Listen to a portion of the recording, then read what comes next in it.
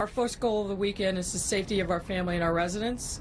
That's why over the next few days we'll be all hands on deck. As you might imagine, and we talked about before, we've been preparing for these 4th of July festivities for some time. That was Chicago Mayor Lori Lightfoot as the city is increasingly on edge this July 4th weekend.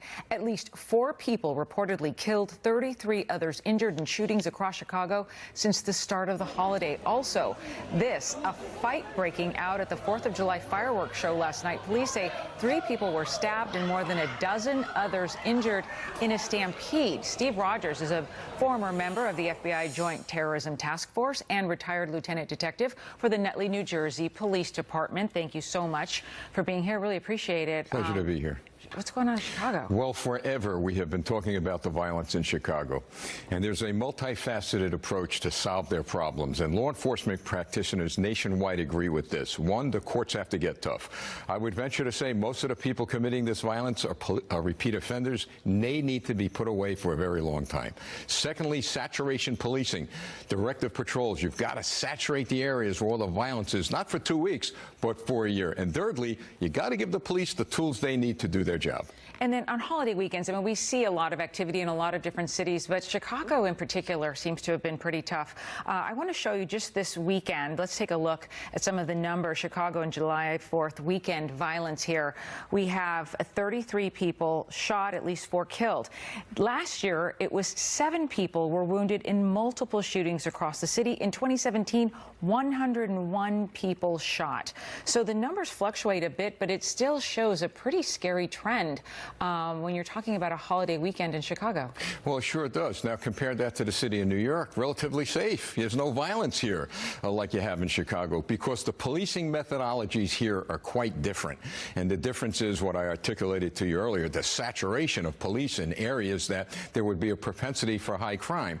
And believe me, the people in Chicago, the good people, they want safe neighborhoods. Unfortunately, the courts have ruled against issues like stop and frisk. Police get this sixth sense. When I was on the job, you get that instinct that there's something not right with this person in this spot. Years ago, you could go up to that person and ask questions. You can't do that today.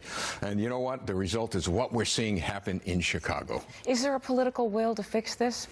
I don't believe so. If there was, it would have been fixed a long time ago. I believe the people are really going to have to cry out and get their politicians to do what's right to protect them or get them out of office. It's all about leadership. You get tough leaders like you do in some cities around the country, you'll have safe neighborhoods. Now, the Chicago Police Department will point to these numbers that I'm going to show you because for them, it's improved news. For the first half of 2019, murders, they had 238 since the beginning of the year. That's down 7% from the same period last year. And then shooting incidents, they've had 980 since January. That's down 11%. But is it just me, or does it still seem like those numbers are high? Well, if you lived in a neighborhood where you had hundreds of shootings and dozens of people getting killed, you're right, those numbers are ridiculously high.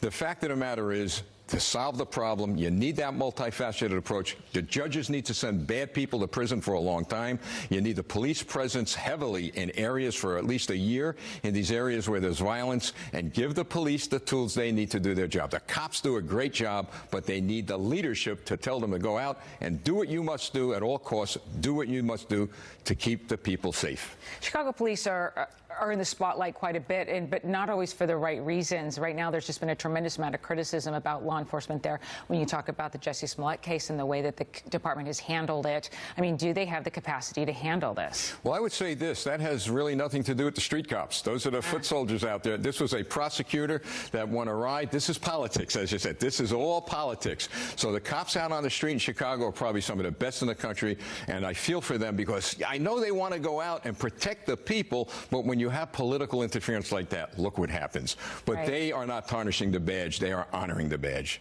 Lieutenant, thank you so much for your time. Really appreciate it. You're welcome.